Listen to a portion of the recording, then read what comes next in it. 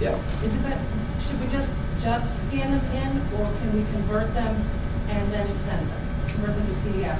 Does it matter? No, the only exception to that is that affidavit that your client would have to sign. That's got to be a what I call wet signature. It means somebody's actually got to sign the affidavit. But like your complaint as an attorney, S/S, then you can do that in the, you can do it in the computer. The Word document to PDF and roll.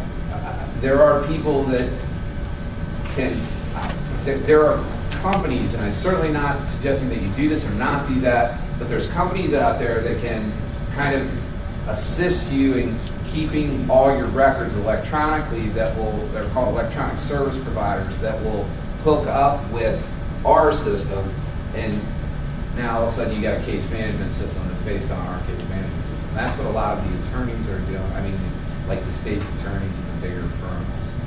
And we're about to license our first. So Tyler itself is an electronic service provider. We're about to start letting other people become electronic service providers. And then it's just black and white, can color be, is color allowed? You know, I've done this speech about 50 times and no one's ever asked me that. It just says black and white, but I'm just curious. I don't know. I'll have to find out the answer. What was the question? Whether or not the signature can be in color, or does it have to be in black and white? Not the signature, but like when you go to file like a first amendment complaint, you submit the red line version. Some of these guys like to show the color, the red line. So do you file the color copy, or does it have to be black and white? I think whatever you scan, I can't imagine that a clerk's going to reject it because it's not just black and white. But let me check on that. I'll get you the answer to your card or something so we can get in touch with you. I know some clerks have had issues where people are, like around Christmas time, people are using like pink and red and green highlighters sometimes. They weren't able to scan those. They weren't actually able to visibly see them at the clerk's office. They were having issues with that in Anne Arundel County. Okay, so black and white. You can't go wrong with black and white. Let's put that. But I'll double check to make sure. Yes, sir.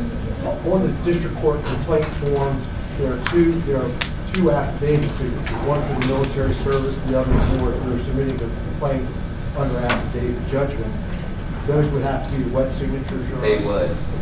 And again, I'm going to try to get that rule changed. I don't see why that's any different than you do it any other way. But that's currently what the rule says. So that's the scanned PDF. That would be, and that's why it's got to change for bulk filing, because I've got to be able to accept 300 or 400 at a time. Well, and so, I would rather healthy collection caseload. Understand. We're filing 20 to 30. And that's why we could allow landlord-tenant filing right now. You can do it under the existing system. It would, if you find 50 of them, you're going to be there all money doing it, But we'll have that by Baltimore County, October 2018. Yes, ma'am. I have a question and a tip. The question is a follow-up about discovery filing, and you said we only need to file the notice of discovery. But I believe I did this already. It looks like you can, at your option, serve your discovery on the other side. You can electronically through the system. Okay. Just don't send it to the court. Right, and I was a little confused by that because I think I got it right, but it was a little tricky. That's what Arthur was saying, because it was the one that you filed already. Did you go into one that you filed already? Because it was the first time you're only allowed to e-file because there hasn't been any service yet anywhere, and you have to have. There's always going to have to be a paper summons that's physically served on someone for the case initiation. But once you file that first one, then a second drop down comes in that says, one says e-file, one says e-serve. So you can just use the system and bypass the court completely and just serve each other. You could not send mail or use it as an email system if you wanted to. Or the third is e-file and serve, and say whatever it was that you wanted to do that. Which kind of does change the rules a little, because right now we either have to mail or hand deliver. So the MDEC rules permit that. The MDEC rules do permit electronic through the system. They do, and it's the same thing with you'll get, if you go into the system in the portal and you look, you'll see like an order that a judge signed is fat. As soon as the judge hits enter on his side or her side, it'll come into your portal there, and it'll be publicly viewable by you, or not publicly, privately viewable by you. We still send out a paper notice of that too. At some point, we're going to stop sending out the paper notice. It's particularly important to me in the district court because we're the largest post office user in the state. So I want to cut back on some of that. And my tip is, I think it was the same case, I was trying to meet the discovery deadline, and so I was filing the notice of discovery and trying to serve it as well. You have to fill out the payment information block, even if no payment is due. It took me 2 hours and almost a bald head of figuring that out because I was really pulling my hair out. That's a good tip. And remember, the other tip I have for you is call Arthur. It's loading, Chief. I'll show her how to it's just serve. Yes. Is there a restriction on file size? 300 pages. 25 megabytes, too. So if you have to just break it up into, hopefully you're not filing 300 Well, I mean, pages. when you break up the document into different exhibits, there's no limit on the amount of consistency file. No, there's no.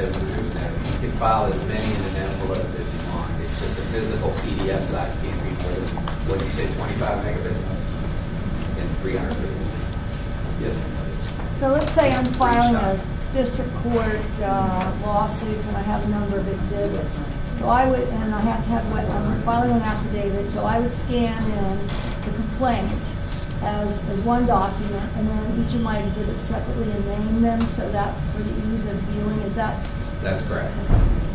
And that's what's required under the rule. It actually says that each individual, that everything that has a separate purpose has to have its own PDF. The order will be separate. But if you file in the same envelope, again, it's going to get you a quicker turnaround if you do it that way. And some of the first will send efficiency. Do you file briefs in the appellate courts through this system too? Yeah, there's a certain set of rules. Can you, Arthur, go back out to the Where do you want me to go, Chief? MDEC courts on the e-file? Yeah, sure.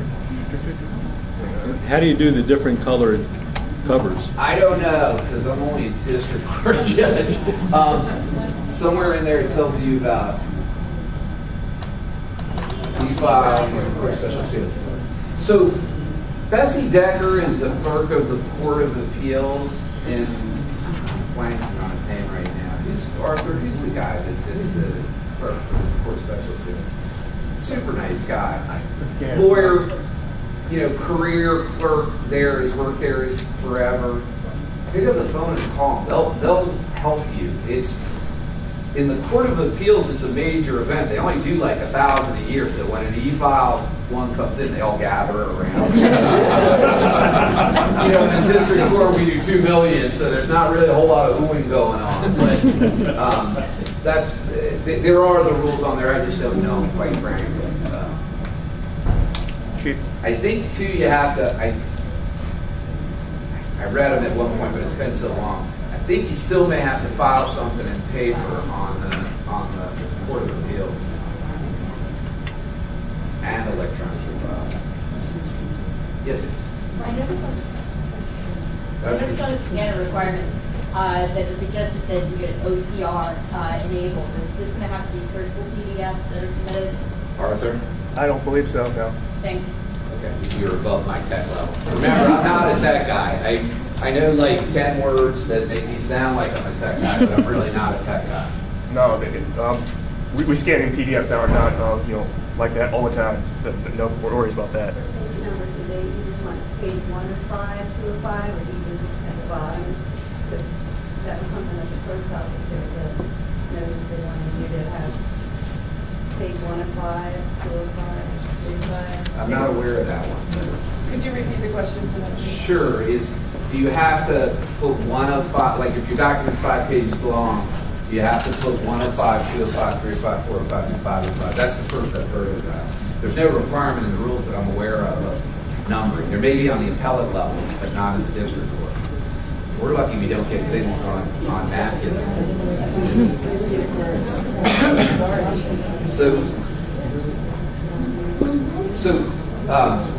The district court is a statewide system, and I'm the administrative head constitutionally as the chief judge.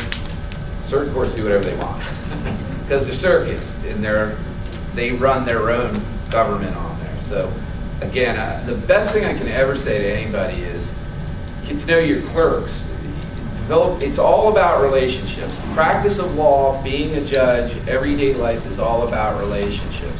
And the way I get things done is by spending the time it takes to develop a relationship with people.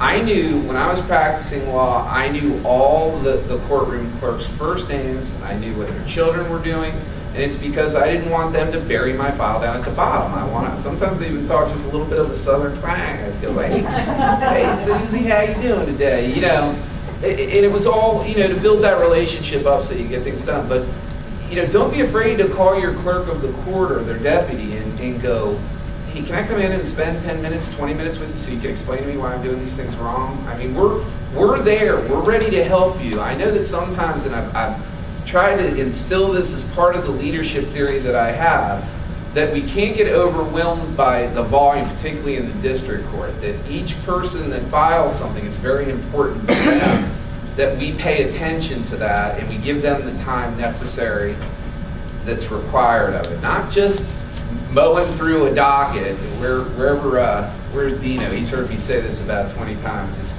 It's not speed that matters. And you feel pressure as a judge for that because you got people sitting in your courtroom, but it's the quality of the service that you're providing that really makes a difference to everybody. And so I've been trying to encourage that on the district court side. I know a lot of my colleagues on the circuit court are very committed to that also. But don't be afraid to call them. I think when I was in practice sometimes I would hesitate to call the clerk. But it's a new day. I mean, I've been trying to make my clerks be more responsive.